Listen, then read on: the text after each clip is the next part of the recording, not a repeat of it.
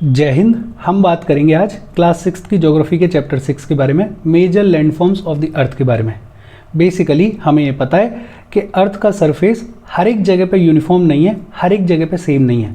अर्थ के सरफेस के ऊपर वैरायटी ऑफ लैंडफॉर्म्स देखने को मिलते हैं। जैसे कहीं अर्थ के सरफेस के ऊपर माउंटेन्स हैं, तो कहीं पे अर्थ का सरफेस बेहद प्लेन है। कहीं अर्थ के सरफेस के ऊपर प्लेट्यूज हैं, तो कहीं अर्थ के सरफेस के ऊपर रिवर्स देखने को मिलती हैं। बेसिकली अर्थ के सरफेस के ऊपर वैरायटी ऑफ लैंडफॉर्म्स एग्जिस्ट करते हैं। डू यू नो में बात की गई है कि हिल क्या होता है, और ये अपने को पता है कि hill is a land surface that rises higher than the surrounding area. अपने सराउंडिंग एरिया के कंपैरिजन में वो लैंड का सरफेस जो कि ऊंचा उठा हुआ होता है उसे अपन बुला देते हैं क्या, हिल। और ऐसा हिल जिसकी हाइट, जिसका एलिवेशन मोर देन 600 मीटर्स होता है, उसे अपन क्या बुलाते हैं, उसे अपन बुलाते हैं माउंटेन।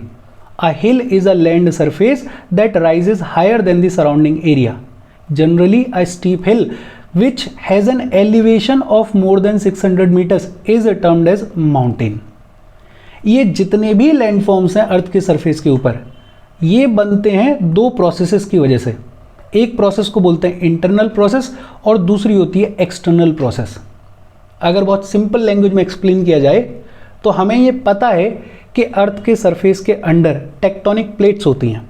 जब ये टेक्टोनिक प्लेट्स मूव करती हैं तो उस मूवमेंट की वजह से अर्थ के सरफेस पे कुछ हिस्से ऐसे होते हैं जो कि अपलिफ्ट हो जाते हैं, ऊपर उठ जाते हैं, और कुछ ऐसे भी हिस्से होते हैं जो कि सिंक हो जाते हैं, जो कि अंदर चले जाते हैं।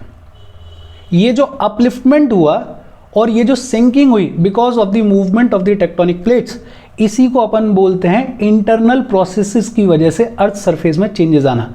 The internal processes leads to upliftment and sinking of the earth surface at several places, और इसकी वजह से कुछ लैंडफॉर्म्स बनते हैं। आगे क्लासेस में अपन बात करेंगे इनके बारे में। और दूसरा तरीका होता है एक्सटर्नल प्रोसेसेस के थ्रू। ये जो अर्थ का सरफेस है, लैंड सरफेस है, इस पे कॉन्स्टेंटली कुछ ना कुछ इरोड हो रहा है, वियर अवे हो रहा है, और कॉन्स्टेंटली कुछ ना कुछ रीबिल्ड हो रहा है। The external process is the continuous wearing down and rebuilding of the land surface. जैसे तेज पानी बह रहा है या तेज हवा चल रही है, तो उसकी वजह से कुछ मिट्टी जो है वो उड़ के चली जाती है। ये जो मिट्टी उड़ के गई, ये जो मिट्टी वियर अवे हुई, इसको अपन बुलाते हैं erosion. The wearing away of the earth surface is called erosion. लेकिन ये मिट्टी तेज पानी या तेज आंधी की वजह से कहीं से उड़ के गई, वहाँ पे तो हुआ इरोजन, वहाँ पे तो जो सरफेस है वो लोअर हुआ, लेकिन मिट्टी कहीं जाके डिपॉजिट भी तो हो रही होगी, जम भी तो रही होगी, और जहाँ पे ये मिट्टी डिपॉजिट हो रही होगी वहाँ पे शुरू हो जाती है रीबिल्डिंग की प्रोसेस चालू। The surface is being lowered by the process of erosion. Erosion की वजह से जो अर्थ का सरफेस है वो लोअर होता है, and rebuilt by the process of deposition. जहाँ ये मिट्टी डिपॉजिट होगी वहाँ पे रीबिल्डिंग की शुरुआत हो जाती है। ये दोनों प्रोसेसेस, इरोजन और डिपोजिशन, ये किसकी वजह से हो रही है? ये हो रही है रनिंग वाटर की वजह से, ये हो रही है आइस की वजह से, ये हो रही है विंड की वजह से। अगर बात की जाए ब्रॉडली तो ये जितने भी लैंडफॉर्म्स हैं, इनको अगर एलिवेशन, ऊंचाई और स्लोप के बेसिस पे देखें तो तीन ब्रॉड कैटेगरीज में डिवाइड करके पढ़ा जा सकता है। एक होते हैं माउंटेन्स, दूसरे होते हैं प्लेट्यूज, और तीसरे होते हैं प्लेन्स। बड़ी सिंपल सी बातचीत अभी तक अपन ने की। देखो हमने क्या बात करी कि ये जो अर्थ का सरफेस है ये फ्लैट नहीं है, इसके ऊपर बहुत सारे टाइप के लैंडफॉर्म्स एग्जिस्ट करते हैं, और ये जो लैंडफॉर्म्स हैं ये मेनली दो प्रोसेसेस की वजह से बने हुए होते हैं। एक होती है इंटरनल प्रोसेस, मतलब अर्थ के अंदर जो प्लेट्स हैं उनके मूवमेंट की वजह से अर्थ के सरफेस के ऊपर कुछ चेंजेस आते हैं। The internal processes leads to upliftment and sinking of the earth surface at several places. और दूसरा होता है एक्सटर्नल प्रोसेसेस। ये जो अर्थ का सरफेस है इसके ऊपर कॉन्स्टेंटली कुछ ना कुछ वियर डाउन हो रहा है और कुछ ना कुछ रीबिल्ड हो रहा है। Wearing away of the earth surface को अपन बुलाते हैं इरोजन, और रीबिल्ड जिसके थ्रू होता है उसे अपन बोलते हैं डिपोजिशन। ये जो इरोजन वगैरह है ये किस वजह से हो सकता है? ये तेज पानी के बहाव की वजह से हो सकता है, ये आइस का टुकड़ा अगर कोई बह के आ रहा उसकी वजह से हो सकता है, ये तेज विंड की वजह से हो सकता है। अगर लैंडफॉर्म्स की बात की जाए तो एलिवेशन के आधार पे और स्लोप के आधार पे लैंडफॉर्म्स को 3 ब्रॉड कैटेगरीज में डिवाइड करके पढ़ा जा सकता है। एक होते हैं माउंटेन्स, दूसरे होते हैं प्लेट्यूज और तीसरे होते हैं प्लेन्स। सबसे पहले हम बात करेंगे माउंटेन्स के बारे में। और माउंटेन बड़ा सिंपल अगर बोलें तो जो सराउंडिंग एरिया है उसके कंपैरिजन में अगर कोई एलिवेटेड लैंड सरफेस है तो उसे अपन बुला देते हैं mountain. A mountain is any natural elevation of the earth surface. Mountain में बेसिकली क्या होता है, इसकी जो समिट होती है, जो चोटी होती है, वो कंपैरेटिवली स्मॉल होती है और इसका जो बेस होता है, जो नीचे वाला बेस है, वो कंपैरेटिवली ब्रॉड होता है। माउंटेन जो है वो हायर भी हो सकता है और कभी कभी थोड़ा कम हायर भी हो सकता है कंपैरेटिवली, लेकिन it is considerably higher than the surrounding area. ये जो सराउंडिंग एरिया है उसके कंपैरिजन में माउंटेन जो है वो कंपैरेटिवली हायर होता है। अभी अपन बात कर गए कि मोर देन 600 मीटर्स का एलिवेशन जब होगा, जब ऊंचाई होगी, तो उसको बुलाया जाएगा माउंटेन। 600 मीटर से नीचे की अगर ऊंचाई होगी तो उसे अपन सिंपली क्या बुलाते हैं, उसे अपन बुलाते हैं हिल। कुछ माउंटेन्स तो इतने बड़े होते हैं कि ऐसा लगता है कि वो क्लाउड्स को छू रहे हैं। और हमें ये पता है कि जैसे जैसे हम माउंटेन्स के ऊपर जाते हैं टेम्परेचर डिक्रीज होना शुरू हो जाता है। पिछले ही सेशन में हमने बात की थी कि ट्रोपोस्फियर में जैसे जैसे हम ऊपर की तरफ जाते हैं टेम्परेचर डिक्रीज करता है।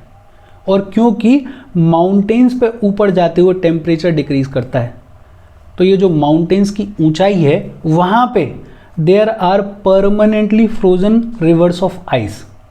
माउंटेन्स की ऊंचाई पे आइस जो है वो परमानेंटली फ्रोजन मिलती है और बड़ी लार्ज क्वांटिटी में मिलती है। और ये जो फ्रोजन आइस है इसी को अपन बुलाते हैं ग्लेशियर्स। कुछ ऐसे भी माउंटेन्स हैं जो कि अंडर द सी एग्जिस्ट करते हैं। ये जो अर्थ के सरफेस के ऊपर एग्जिस्ट करने वाले माउंटेन्स हैं वो तो हमें दिख रहे हैं, जैसे हमारे यहाँ पे हिमालयाज है, लेकिन कुछ ऐसे भी माउंटेन्स हैं जो अंडर द सी एग्जिस्ट करते हैं। माउंटेन्स पे काफ़ी लोग रहते हैं लेकिन कंपैरेटिवली बहुत कम लोग रहते हैं। क्यों रहते हैं? क्योंकि माउंटेन्स पे जो स्लोप्स हैं वो बहुत स्टीप हैं और माउंटेन्स पे जो लैंड है वो अवेलेबल नहीं है फार्मिंग के लिए। तो यहाँ पे जो लोग रहते हैं वो कंपैरेटिवली बेहद कम संख्या में रहते हैं। अच्छा, माउंटेन्स को जब एक लाइन में अरेंज कर दिया जाए, जैसे ये तो एक सिंपल माउंटेन है, लेकिन लगातार कुछ माउंटेन्स हों तो उसे अपन क्या बुलाते हैं? उसे अपन बुलाते हैं रेंज। माउंटेन में be arranged in a line known as range. कुछ माउंटेन्स ऐसे हैं जिनमें पैरेलल रेंजेस होती हैं, मतलब एक के बाद एक रेंजेस होती हैं।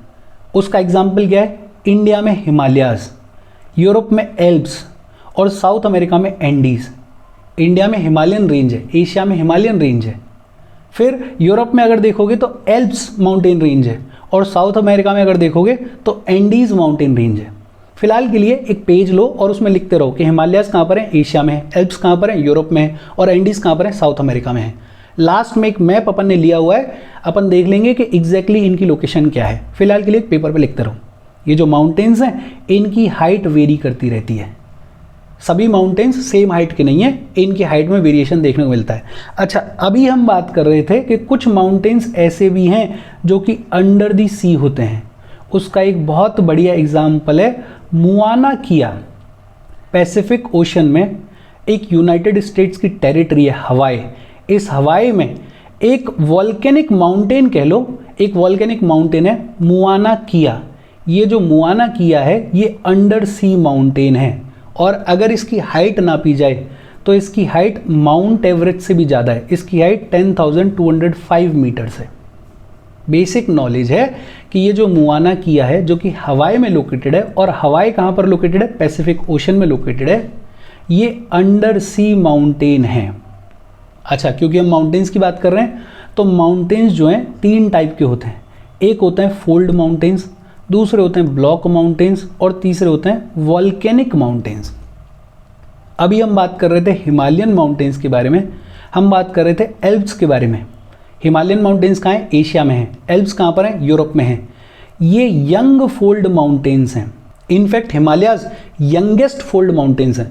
मतलब ज्योग्राफिकल टाइम स्केल में देखें तो रिलेटिवली बहुत न्यू फॉर्म होने वाले माउंटेन्स हैं। और कैसे माउंटेन्स हैं? फोल्ड माउंटेन्स हैं। अरावली रेंज जो कि इंडिया में है is one of the oldest fold mountain system in the world. Aravalli range one of the oldest fold mountains हैं दुनिया भर के। और क्योंकि बहुत पुराने हैं अरावली माउंटेन्स, अरावली रेंज, तो इनमें खूब सारा वियर एंड टियर हुआ है, इनमें खूब सारा इरोजन हुआ है, तो अब ये इरोडेड फॉर्म में एग्जिस्ट करते हैं। ऐसे ही नॉर्थ अमेरिका में एपेलेशियंस हैं और रशिया में यूराल माउंटेन्स हैं, इनका भी एलिवेशन लो है, ये भी बड़े पुराने ओल्ड फोल्ड माउंटेन्स हैं। अगर 6th क्लास के हिसाब से फोल्ड माउंटेन्स को समझने की कोशिश करें तो बेसिकली होता क्या है, देखो हमारे अर्थ के सरफेस के अंदर टेक्टोनिक प्लेट्स जो हैं वो कॉन्स्टेंटली मूव कर रही हैं।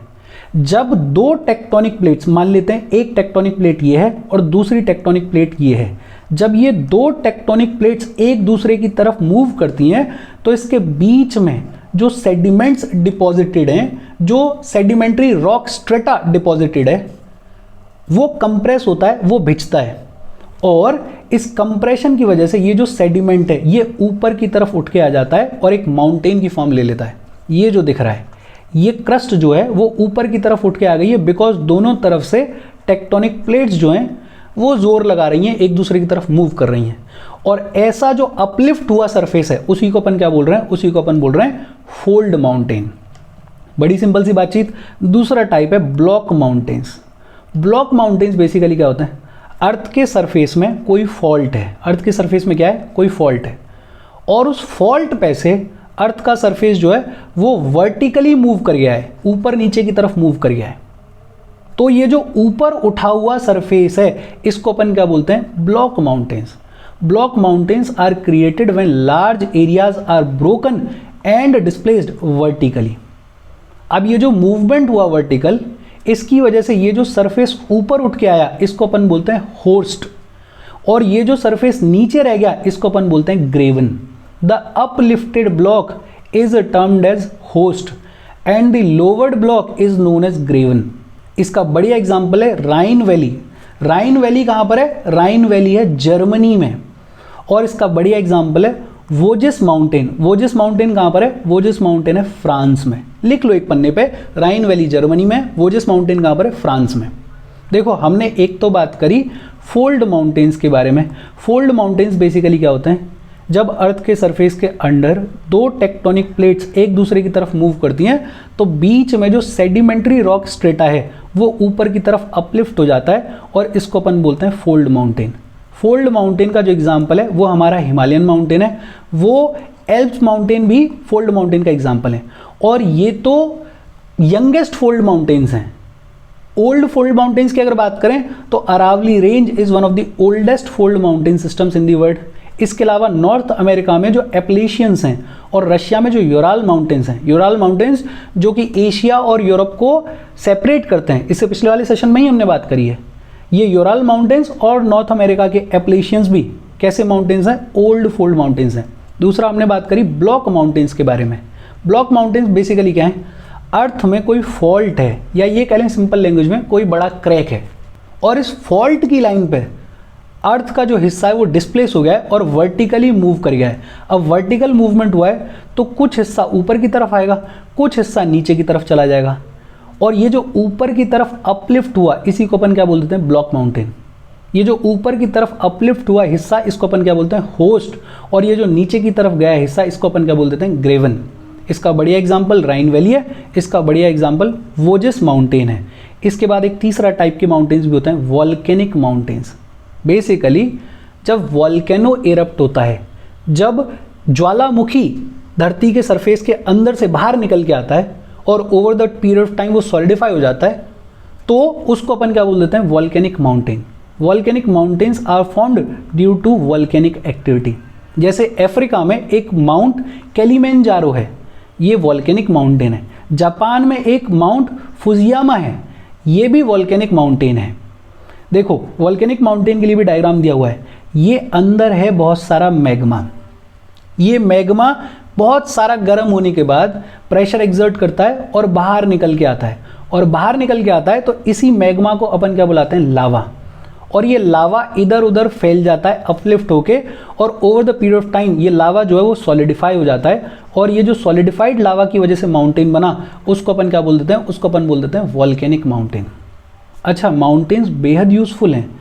माउंटेन्स यूजफुल इसलिए हैं because mountains are the storehouse of water. Mountains में क्योंकि अपन जैसे जैसे ऊपर जाते हैं तो आइस जमना शुरू हो जाती है, परमानेंटली फ्रोजन आइस मिलती है यहाँ पे।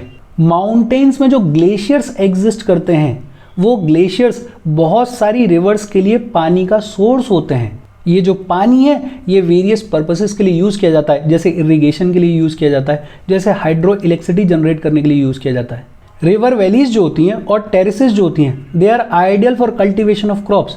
क्रॉप्स के कल्टीवेशन के लिए रिवर वैलीज और टेरेसेस बेहद ही सूटेबल जगह होती हैं। रिवर वैलीज तो आपको समझ में आता होगा। टेरेसेस क्या होते हैं? Terraces are old valley floors. Terraces are old valley floors. Basically अपन जैसे जैसे आगे बढ़ेंगे तो अपन देखेंगे कि एक कुछ इस तरीके का डायग्राम होता है, इसको अपन बोल देते हैं पेयर्ड टेरेसेस, रिवर टेरेसेस। और जब कुछ इस तरीके का डायग्राम बने तो उसको अपन बोल देते हैं अनपेयर्ड रिवर टेरेसेस। ये जो रिवर टेरेसेस हैं ये बेसिकली किसी पॉइंट ऑफ टाइम पे यहाँ से नदी गुजरा करती थी, अब वो नदी रही नहीं है, अब ये खाली ज़मीन रह गई है, जगह रह गई है। तो ये जो टेरेसेस हैं ये बड़ा आइडियल होती हैं क्रॉप के कल्टीवेशन के लिए, बिकॉज यहाँ पे जो सॉइल है वो बेहद फर्टाइल होती है।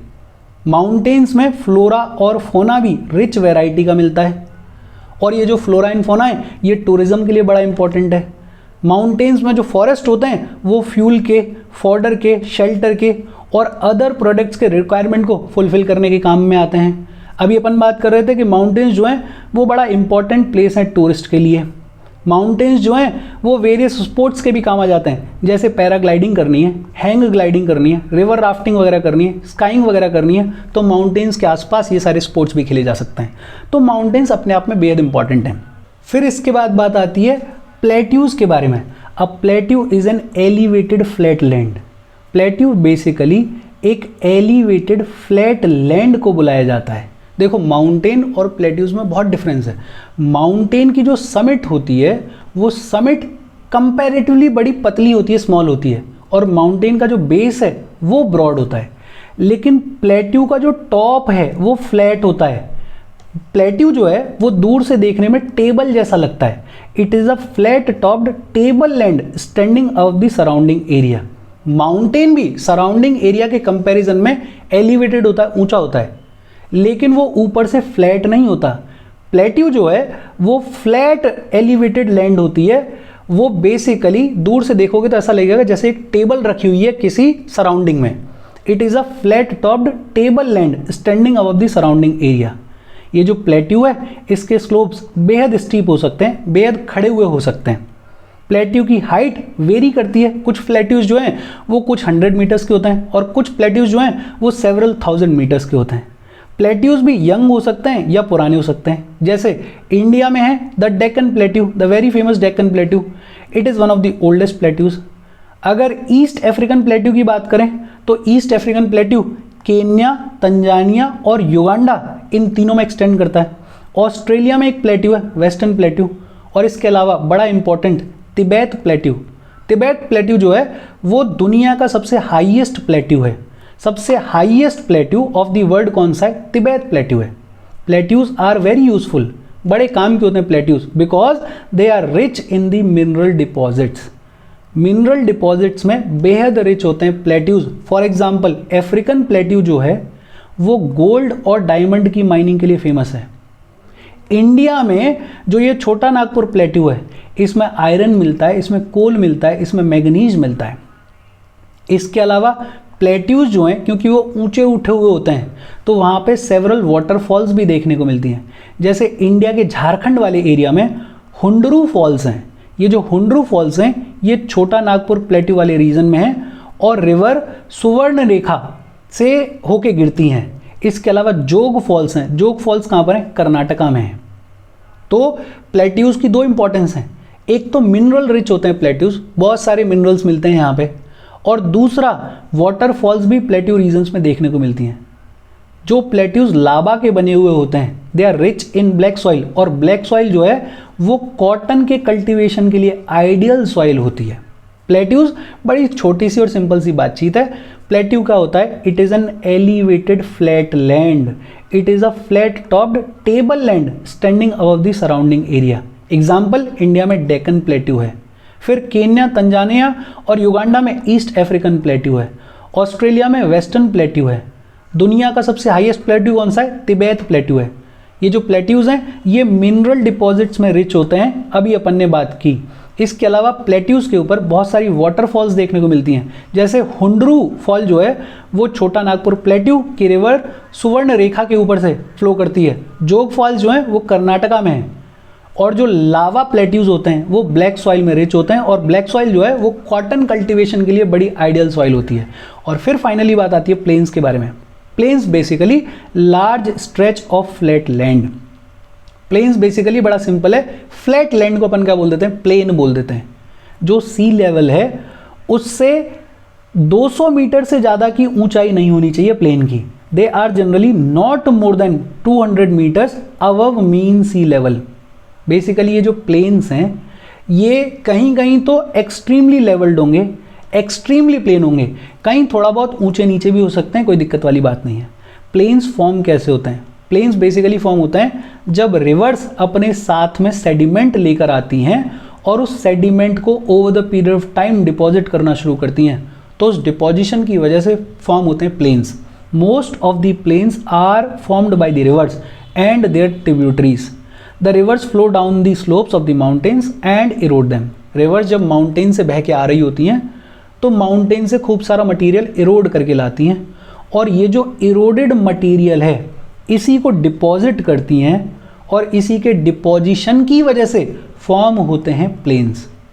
प्लेन्स बेहद फर्टाइल होते हैं, फर्टाइल भी होते हैं, और यहाँ पे ट्रांसपोर्टेशन के नेटवर्क को कंस्ट्रक्ट करना, ले डाउन करना ईजी होता है। रोड्स वगैरह बनाना बेहद ईजी होता है, और एग्रीकल्चर के लिए भी सूटेबल होते हैं प्लेन्स, इसलिए they are thickly populated regions. Plains में पॉपुलेशन बेहद ज़्यादा रहती है। जैसे एशिया में अगर बात की जाए तो लार्जेस्ट प्लेन्स जो है वो एशिया में मिलते हैं, लार्जेस्ट प्लेन्स जो है वो नॉर्थ अमेरिका में मिलते हैं।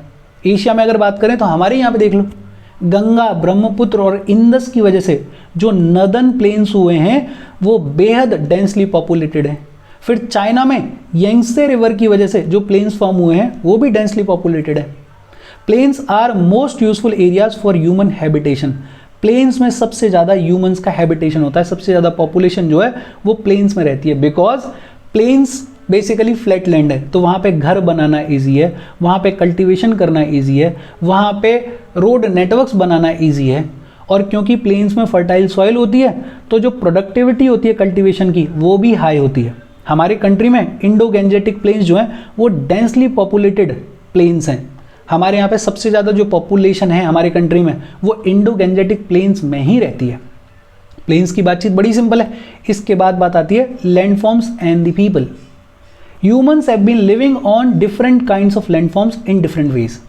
हर एक जगह पे ही चाहे कैसा भी लैंडफॉर्म हो, कोई ना कोई ह्यूमन बीइंग तो रह ही रहा है, लेकिन ह्यूमन बींग्स के लिए कंपैरेटिवली प्लेन्स में रहना बेहद ईजी है, because plains provide much better conditions. Plains के ऊपर कल्टीवेशन करना ईजी है, प्लेन्स के ऊपर घर बनाना ईजी है, प्लेन्स के ऊपर रोड नेटवर्क्स बनाना ईजी है। लेकिन हाँ, क्योंकि प्लेन्स पे सबसे ज़्यादा पॉपुलेशन रहती है, तो अगर कोई नेचुरल कैलेमिटी का इवेंट होता है, जैसे अर्थक्वेक आ गया, जैसे कोई वॉल्केनिक इरप्शन हो गया, जैसे कोई फ्लड आ गई, तो नुकसान भी भारी भरकम होता है प्लेन्स में, बिकॉज सबसे ज़्यादा लोग वहीं पर रह रहे होते हैं। Huge loss of life and property takes place. और इसके लिए ज़रूरत है कि हम क्रिएटिव अवेयरनेस को यूज़ करें, हम साइंस एंड टेक्नोलॉजी को यूज़ करें, और हम लोगों को अवेयर करें ऐसे किसी रिस्क के अगेंस्ट में। अवेयरनेस स्प्रेड करने की बेहद ज़रूरत है, बिकॉज ये जो लैंड रिसोर्स है ये भी फाइनाइट है, ऐसा नहीं है कि लैंड अनलिमिटेड है। तो हमें लैंड को भी बड़ा सोच समझ के बैलेंस्ड तरीके से यूज़ करना चाहिए। आजकल हम देखने को मिल रहा है कि लैंड को हम वेस्टफुल तरीके से यूज़ करते हैं। जैसे फर्टाइल लैंड पे हम बिना सोचे समझे चीज़ों का कंस्ट्रक्शन कर रहे हैं, बिना सोचे समझे हम पानी में जो भी वेस्ट मटेरियल है, जो भी गार्बेज है, उसको थ्रो कर रहे हैं। तो हमें ये ध्यान देना चाहिए कि ये जो नेचर है वो बड़ा इंपॉर्टेंट है हमारे लिए, वो बड़ा इंपॉर्टेंट है लाइफ के एग्जिस्टेंस के लिए, और इस नेचर को, इस लैंड को, इस सरफेस को प्रोटेक्ट करने की जिम्मेदारी हमारी है, ताकि हमारी जनरेशन और हमारे से आगे आने वाली जनरेशन्स इसका प्रॉपर यूटिलाइजेशन कर सकें। ऐसा ना हो कि हम तो यूज़ करके चले जाएं, आगे वाली जनरेशन्स को कुछ मिले ही ना, वो बेचारे परेशान रहें। तो हमें ध्यान रखने की ज़रूरत है। और इसके साथ आज की अपनी बातचीत खत्म हो गई। एक बार मैप और देख लेते हैं, वो जो माउंटेन्स का मैप है वो देख लेते हैं। देखो, माउंटेन्स के मैप की अगर बात की जाए तो ये जो है ये हिमालयाज़ हैं, हिमालयाज़ इंडिया में लोकेटेड हैं। फिर यहाँ पे अगर देखोगे तो ये एल्प्स हैं, एल्प्स कहाँ पर लोकेटेड हैं? यूरोप में लोकेटेड हैं। ये जो है ये एंडीज़ है जो कि साउथ अमेरिका में लोकेटेड हैं। फिर इधर देखोगे तो एपलेशियंस हैं, ये कहाँ पर लोकेटेड हैं? नॉर्थ अमेरिका में लोकेटेड हैं। ये हैं यूराल माउंटेन्स, यूराल माउंटेन्स कहाँ पर हैं? रशिया में हैं। और इधर कहीं पे है माउंट किलिमंजारो, अभी अपन ने बात करी थी माउंट किलिमंजारो की, माउंट किलिमंजारो अफ्रीका में यहाँ पे लोकेटेड है। एक और माउंटेन पढ़ा था अपन ने जापान में जिसका नाम था माउंट फुजियामा, माउंट फुजियामा कहाँ पर है? यहाँ पे लोकेटेड है। इसके अलावा अपन ने कुछ प्लेट्यूज पढ़े हैं, जैसे डेकन प्लेट्यू तो यहीं पर है, तिबेतियन प्लेट्यू यहाँ पर है। तो ये जो प्लेट्यूज हैं ये भी एग्जिस्ट करते हैं। इसके साथ आज की अपनी बातचीत खत्म हो गई। वीडियो पे लाइक के बटन को दबा दो, शेयर कर दो अपने सोशल मीडिया हैंडल्स पे, चैनल को सब्सक्राइब कर लो, और अगर आपको कोई जेन्युइन क्वेरी है तो आप इंस्टाग्राम पे मैसेज करके क्वेरी भी पूछ सकते हो। इसके साथ आज की अपनी बातचीत खत्म। कोई डाउट हो तो प्लीज़ कमेंट। कुछ शायद हो सकता है डिस्टर्बेंस आ रहा हो, बिकॉज पीछे कुछ कथा हवन कुछ चल रहा है, उसकी आवाज़ आ रही है, उसके लिए प्लीज़ सॉरी, देख लेना। Thank you very much.